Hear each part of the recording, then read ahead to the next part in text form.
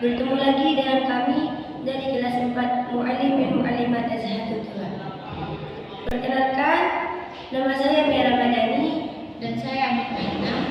Di sini kami akan menjelaskan tentang perkembangan usul fikih dari masa ke masa. Baik, langsung saja kita mulai. Bismillahirrahmanirrahim. Usul fikih adalah ilmu untuk berijtihad dalam beberapa masalah yang hadir silih berganti pada setiap zaman. Terkadang kasus-kasus itu timbul, yaitu masalah-masalah baru yang belum ada hukumnya di dalam Al-Quran dan As-Sunnah. Tentulah berbeda antara ijtihad para sahabat dan ijtihad para tabi'in. Begitupun seterusnya. Kadar keilmuanlah yang mampu memberi bobot pendapat yang didirikannya untuk dipertanggungjawabkan. Ilmu usul fikih selalu berkembang di setiap zaman, mulai dari zaman para sahabat sampai saat ini. Para mujtahid saling mendepankan argumen kuat selama tidak bertentangan dengan syariat. Periode Nabi Muhammad SAW. Usul fikih baru lahir pada abad kedua Hijriah. Pada abad ini, daerah kekuasaan umat Islam semakin luas dan banyak orang yang bukan Arab memeluk agama Islam. Karena itu, banyak orang yang bukan Arab memeluk agama Islam. Karena itu, banyak menimbulkan kesamaran dalam memahami nas. Maka, lahirlah ilmu usul fikih yang menjadi panutan dalam memahami nas. Usul fikih sebagai sebuah bidang keilmuan lahir terlebih dahulu dibandingkan usul fikih sebagai sebuah metode memecahkan hukum. Kalau ada yang bertanya, dahulu mana usul fikih dan fikih? Mustafa Said Al-Khair memberikan argumentasi bahwa usul fikih ada sebelum fikih. Alasannya adalah bahwa usul fikih merupakan fondasi, sedangkan fikih merupakan bangunan yang didirikan di atas fondasi. Kesimpulannya, tentu harus ada usul fikih sebelum adanya fikih. Prototipe usul fikih demikian tentu telah ditemukan pada masa hidup Rasulullah SAW. Sendiri, Rasulullah SAW dan para sahabat berijtihad dalam persoalan-persoalan yang tidak ada pemecahan wahyunya. Ijtihad tersebut masih dilakukan sahabat dalam bentuk sederhana, tanpa persyaratan rumit seperti yang dirumuskan para ulama di kemudian hari. Pada masa Nabi Muhammad SAW masih hidup, seluruh permasalahan fikih ialah hukum Islam dikembalikan kepada Rasul.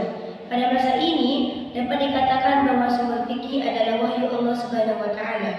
Namun demikian juga terdapat usaha dari beberapa sahabat yang menggunakan pendapatnya dalam menentukan keputusan hukum. Sesungguhnya Rasulullah SAW mengutus Mu'adz di Yaman. Kemudian Nabi pertama bertanya kepada Mu'adz bin Jabal, "Bagaimana engkau akan memutuskan persoalan?" Menjawab, "Akan saat memutuskan berdasarkan kitab Allah Al-Quran." Nabi bertanya, "Kalau tidak engkau temukan di dalam kitab Allah?" Ia menjawab, "Akan saya putuskan berdasarkan sunnah Rasulullah." Nabi bertanya lagi, "Kalau tidak engkau temukan di dalam sunnah Rasul?" Ia menjawab, "Saya akan berijtihad dengan penalaranku." Maka Nabi bersabda, "Segala puji bagi Allah yang telah memberi taufik atas diri utusan Rasulullah SAW." Usul fikih secara teori telah digunakan oleh beberapa sahabat. Walaupun pada saat itu usul fikih masih belum menjadi nama keilmuan tertentu. Salah satu dari usul fikih adalah jika terdapat permasalahan yang membutuhkan kepastian hukum, maka pertama adalah mencari jawaban di dalam Al-Quran kemudian hadis. Jika dari kedua sumber hukum Islam tersebut tidak ditemukan, maka bisa dapat berijtihad. Riada Sahabi. Masa sahabat sebenarnya adalah masa transisi dari masa hidup dan adanya bimbingan Rasulullah SAW. Ketika Rasulullah SAW masih hidup, sahabat menggunakan 3 sumber penting dalam pengetahuan, yaitu Al-Quran, Sunnah, dan Wahyu. Meninggalnya Rasulullah SAW memunculkan tantangan bagi para sahabat. Munculnya kasus-kasus baru menurut sahabat untuk memecahkan hukum dengan kemampuan mereka atau dengan fasilitas khalifah. Sebagian sahabat sudah dikenal memiliki kelebihan di bidang hukum. Di antaranya Ali bin Abi Thalib, Umar bin Khattab, Abdullah ibnu Mas'ud, Abdullah ibnu Abbas, dan Abdullah bin Umar. Kali mereka berfatwa sebagian telah dimulai pada masa Rasulullah SAW sendiri. Periode sahabat dalam melakukan ijtihad untuk melahirkan hukum. Pada hakikatnya para sahabat menggunakan usul fikih sebagai alat untuk berijtihad. Hanya saja usul fikih yang mereka gunakan baru dalam bentuknya yang paling awal dan belum banyak terungkap dalam rumusan-rumusan sebagaimana yang kita kenal sekarang. Pada era sahabat ini digunakan beberapa cara baru untuk pemecahan hukum. Para sahabat telah mempraktikkan ijma qiyas dan istilah masalah. Bila mana hukum suatu masalah tidak ditemukan secara tertulis dalam Al-Quran dan As-Sunnah. Pertama, khalifah biasa melakukan musyawarah untuk mencari kesepakatan bersama tentang persoalan hukum. Kedua, sahabat mempergunakan pertimbangan akal rakyu yang baru qiyas dan masalah. Penggunaan rakyu nalar untuk mencari pemecahan hukum dengan qiyas dilakukan untuk menjawab kasus-kasus baru yang belum muncul pada masa Rasulullah SAW. Qiyas dilakukan dengan mencarikan kasus-kasus baru, contoh pemecahan hukum yang sama dan kemudian hukumnya disamakan. Penggunaan masalahan juga menjadi bagian penting fikih sahabat. Umar bin Khattab dikenal sebagai sahabat yang banyak memperkenalkan penggunaan pertimbangan masalahan dalam pemecahan hukum.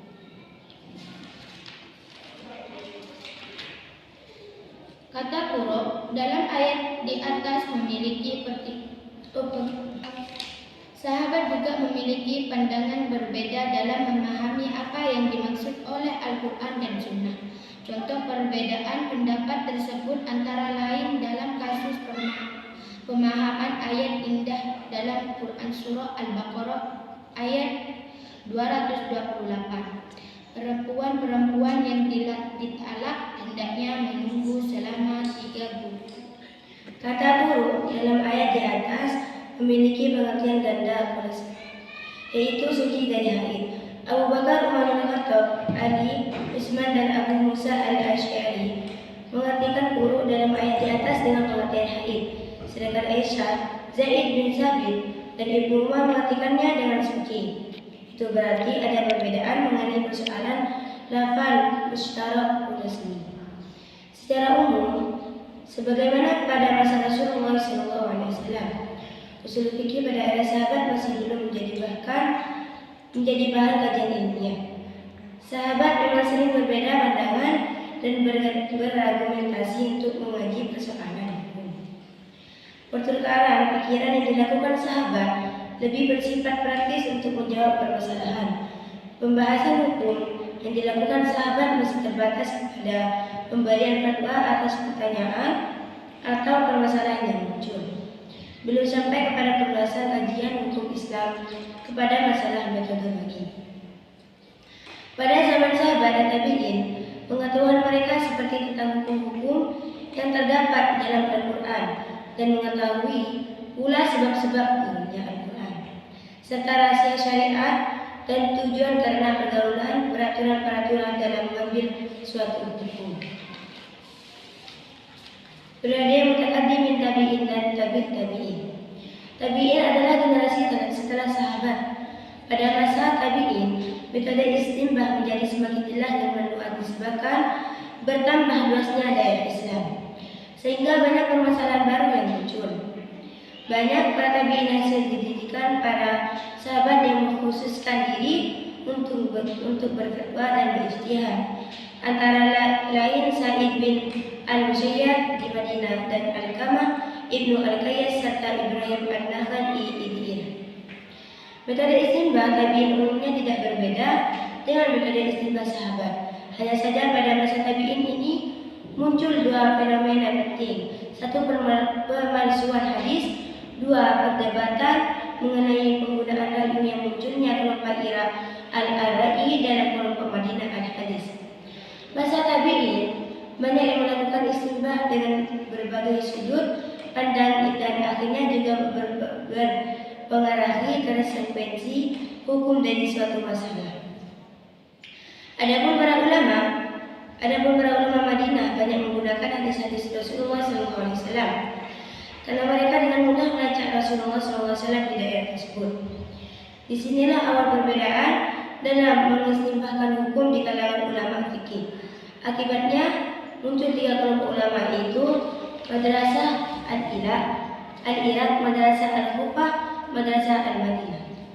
Pada masa tabi'in dan para imam al-mujtahid, kekuasaan Islam meluas ke daerah-daerah yang dihuni oleh orang-orang yang bukan bahasa Arab atau bukan bangsa Arab. Kondisi budayanya cukup berbeda-beda. Banyak di antara ulama yang bertebaran ke daerah-daerah tersebut dan tidak sedikit pula penduduk daerah tersebut yang masuk Islam. Semakin kompleksnya persoalan-persoalan hukum yang ketetapannya tidak dijumpai di dalam Al-Quran dan hadis. Karena itu ulama-ulama yang tinggal di daerah tersebut melakukan ijtihad. Mereka ketetapan hukumnya berdasarkan penalaran mereka terhadap alam-alam Al-Quran dan hadis Nabi.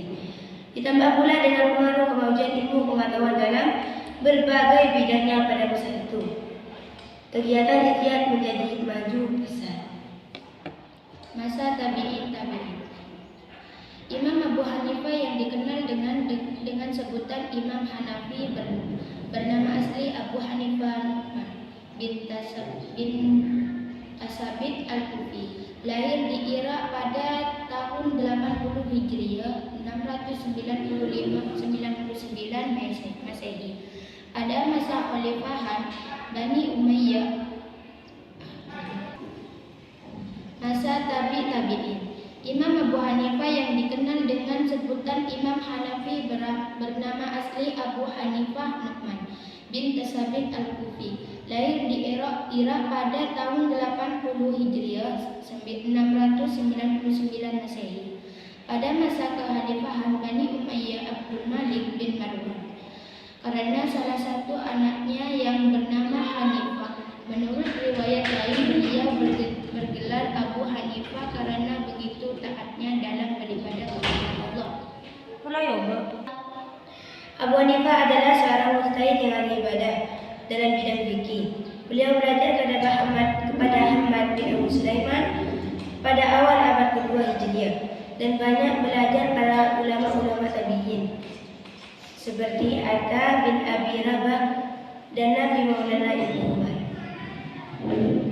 Mazhab Hanafi mulai berkembang ketika Abu Yusuf murid Abu Hanifah diangkat menjadi qadhi dalam pemerintahan tiga khalifah Abbasiyah, Al-Mahdi, Al-Hadi, dan Ar-Rasyid. Al-Kharaj adalah kitab yang disusun atas permintaan Khalifah Ar-Rasyid, dan kitab ini adalah rujukan Hanafi.